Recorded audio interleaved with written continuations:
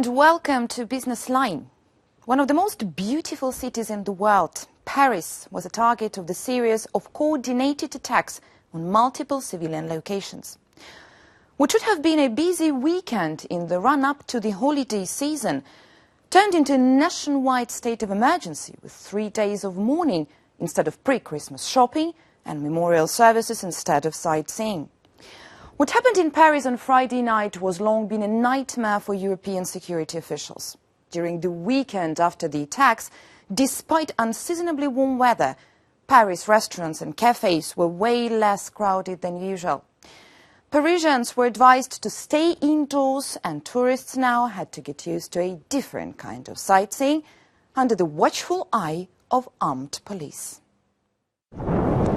The evidence may be only anecdotal so far, but there are reports that tourism and business in Paris is being hit in the aftermath of last week's terrorist attacks.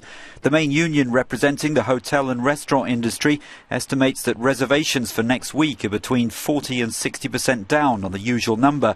Close to the Elysée in Paris, the Hotel Bristol says a third of bookings for the rest of the year have been cancelled.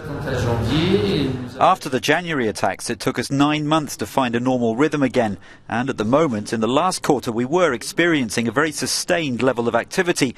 Unfortunately, right now, we're going to take several steps backwards. The Asian market is being watched closely. One travel agency in Shanghai expects the number of French-bound tourists to drop by around 20%. More than 2 million Chinese visitors had been anticipated this year, well up on last. I don't have any plan to go to France in the near future because the crisis hasn't calmed down yet. You have to be careful about personal safety. South Korea has tightened airport security and advised people not to visit Paris. But amid reports that domestic activity is holding up in France, there's hope that, as with previous terrorist attacks, there won't be lasting economic harm. France recorded 83.7 million visitors last year, according to the World Tourism Organization. Only one other nation surpassed the 70 million mark, the US, with just under 75 million. One of the most desirable destinations is the City of Light. More than 1,500 hotels in the Greater Paris area recorded under 22.5 million arrivals overall in 2014. But the French capital welcomed visitors as well in its hostels and apartment hotels. Visitors also stay at their friends' places or various rentals, so the total number visiting Paris is higher. For years, the city has been in top 3 most visited in the world. Could this change after what happened? Euronews correspondent James Franey covered the attacks. He now joins me from Brussels. James, you were in Paris over this tragic weekend. What's the atmosphere in the city, particularly among the tourists? Well, Sasha, as you can imagine, Paris was a city on edge last weekend, and it still is in many ways. Those tensions were evident on the Champs-Élysées. It's one of the capital's main shopping streets, and it's very popular with tourists. Now, stores and restaurants there were closed on Saturday and Sunday. In the week following the Charlie Hebdo attacks, hotel occupancy in Paris fell by as much as 10%. That was Euronews' very own correspondent James Franey. James, thank you. According to the latest research, the hotel market is becoming more resilient to terrorism shocks, and the recovery times have shortened significantly over the last 15 years. As an example, occupancy levels in New York hotels took 34 months to recover from 9/11. Madrid bounced back in 12 months from the 2004 train bombings, and London recovered in 9 months from the July 2005 attacks. Tourism accounts for around 7% of France's GDP, according to the official data. The World Travel and Tourism Council says its contribution is over 9.5. This industry is particularly important for the recovery of the Eurozone's second largest economy. That's why the sector experts worry that those who plan to go to Paris in the coming weeks might change their mind. There is the same concern among airlines, as they could be among the first to feel the impact if people start cancelling their trips. For now, the carriers think the attacks in Paris won't have a long-lasting effect and the city will not lose its popularity. The French economy minister has reassured business leaders that security measures put in place after the Paris terror attacks are not designed to paralyse economic activity. Meanwhile, EasyJet's chief executive says the low-cost airline has seen a rise in the number of passengers failing to turn up for flights to France, adding that this always happened after such events and should be followed by a quick resumption to travelling again. It's too early for anecdotal evidence about the impact on tourism to translate into figures, but in the US, people with trips booked to France are said to be asking questions and looking to cancel plans. We've absolutely seen an increase in concern, an increase in calls and questions because Paris is such a popular tourist destination.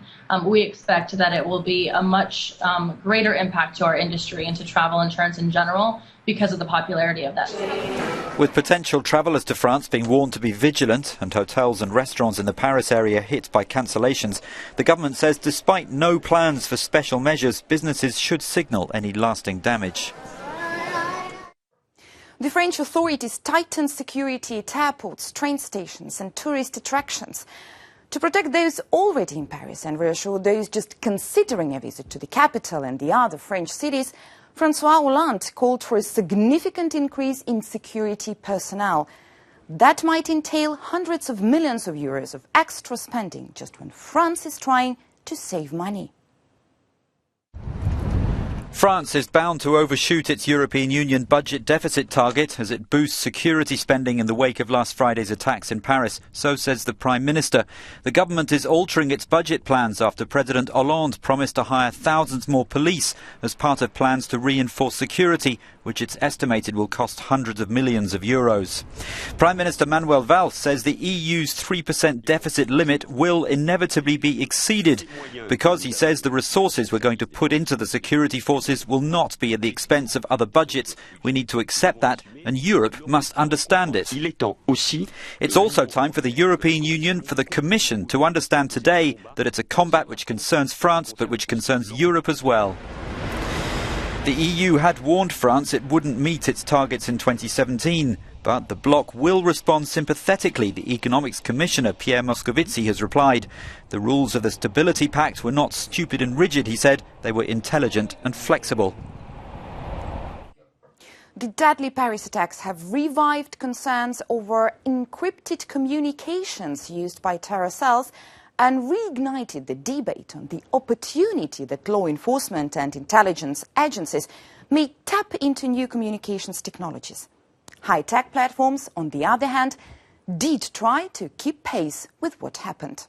This is it. This is IT.